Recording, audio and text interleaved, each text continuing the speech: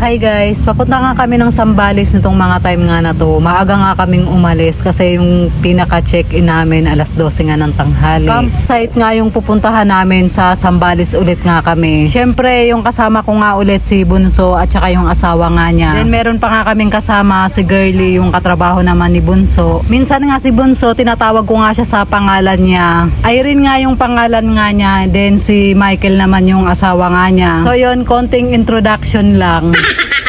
Yun, di ba? Ngayon lang ako nagbigay ng introduction, although maraming beses na nga kaming nagkasama nga ni Bunso sa mga galaan. So si Irene nga, kapatid nga siya ni Mitch, yung dati ko nga nakasama nga sa pagtatrabaho nga sa Japan. Kaya siya tinawag na Bunso kasi nga siya nga yung pinakabunso sa magkakapatid. So yun, napakadaming beses ko na rin nga sila nakasama pauwi nga ng Bicol, dun nga sa bahay nga nila kapag iniimbitahan nga ako ni Mitch. So yun, dun ko nga sila nakilala. Silang mag-asawa, may hilig din talaga silang maggala. So yun, nag-e-invest nga sila ng mga gamit, lalo nga yung pang-camping. Kasi nga mahilig talaga silang mag-camp. Anyway guys, papunta na nga kami ng Zambales nitong mga time nga na to. Buti na nga lang nga at walang traffic. Makulimlim din nga habang nasa biyahe nga kami. Nung nakarating na nga kami ng Subic, so yun, marami na kaming mga commercial building na nakikita. And nag-aabang din kami ng tindahan ng cake kasi bibili nga kami. Sa Red Ribbon nga kami napabili. So yun, meron sana kaming unang nakita sa may Goldilocks. Kaya lang alanganin nga yung takbo nga ni Ike para makahinto, kaya hindi na rin kami nakababa doon. Birthday kasi ni Michael nung mga time nga na to, pero kinabukasan pa naman. And dito nga namin isi-celebrate sa Zambales nga. Alas 12 nga yung pinaka-check-in namin dun sa campsite, pero alas 12 nga nasa biyahe pa nga kami. Wala namang traffic. Habang nasa sasakyan nga kami, pinag-uusapan nga namin ay pagkain. Sabi nga ni Irene, doon nga lang nga kami kakain sa campsite kapag kadating nga namin kasi marami nga kaming dalang lulutuin. Hindi din kasi namin talaga inaasahan na matatagalan nga kami sa biyahe, kaya nag-drive-thru nga kami ng McDonald's. Pogi naman ni Piolo.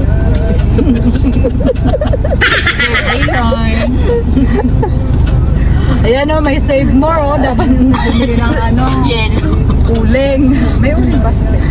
Yellow lang. Wala. Mahal naman yung yellow. Dapat nga nag 7-Eleven na lang tayo. Nangungulangot pa ako. Ay. Daddy Piolo. Share meeting. Parin. Alas 3 na tayo Alas mga 2 na. Ang tagal naman ng ano. Alas 2 na nga eh.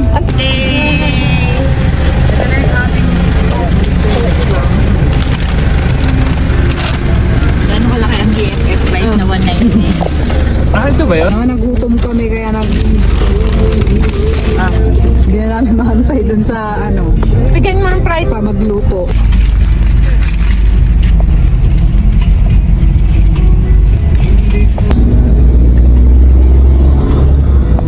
Dito nga kami sa may Botolan, Zambales magka-camping. So yung pangalan ng campsite, Maragaha. Alas 3 nga kami nakarating dito sa may campsite. So yun, kami nga yung nauna. So yun, diba, alas 12 yung check-in namin, pero alas 3 na nga kami nakarating. Dapat talaga sa Mapanuepe kami pupunta. Kaya lang sabi nga ni Irene, wala namang activity doon. Talagang magka-camp ka lang, literal na magpapahinga. Kaya sabi nga niya, maghahanap nga siya ng merong activity. At dito nga kami napunta. So dito nga sa may Zambales, talagang masasabi kong napakaganda kasi ang dami ngang pwede kang pasyalan, marami kang pwedeng pagpilian. Talagang yung nature mararamdaman mo talaga dito. Ang kagandahan nga dito, magka-camping kami na katabi namin yung sasakyan. Nung nagpunta kasi kami nung Anawangin before, so dito rin nga yun sa Zambales, ang ginawa kasi namin noon, hakot lapag ang ginawa namin sa mga gamit nun kasi nga tumawid pa nga kami ng dagat. Yung sasakyan na iwan nga lang. So dahil nga kami yung nauna nga dito, nagkaroon kami ng malaking chance na mamili kami kung saan nga kami pupwesto. Habang nagde-decide pa nga sila kung saan nga itatayo nga yung tent, ako naman nag-ikot-ikot muna dito sa kapaligiran nga ng pagkakampingan nga namin. Mas gusto ko nga dito kasi nga sobrang tahimik. Dun kasi sa may Anawangin nga sobrang dami talaga ng tao, napaka-crowded nga niya. Kasi nga walang masyadong tao at hindi crowded. Or baka naman naman talaga nung mga time nga na to, kakaunti lang din kami kasi nga alanganin nga yung araw. Tuwa nga ako, sabi ko nga kay Irene parang naka-private nga kami kasi nga walang masyadong tao. At ang kagandahan nga dito, may signal nga kami. So yun, pagkatapos ko nga makita yung paligid, bumalik na nga ako dun sa pwesto nga namin kasi magkakabit na nga kami ng tent. Nakapag-decide na nga kung saan nga kami pupwesto. Syempre, ang una namin ginawa, kinuha muna namin lahat ng gamit namin dun sa sasakyan para mailatag na nga dito sa baba. Yung pupwestuhan nga namin, meron pa siyang mga natuyong damo kaya ang ginawa namin, tinanggal muna namin siya kasi parang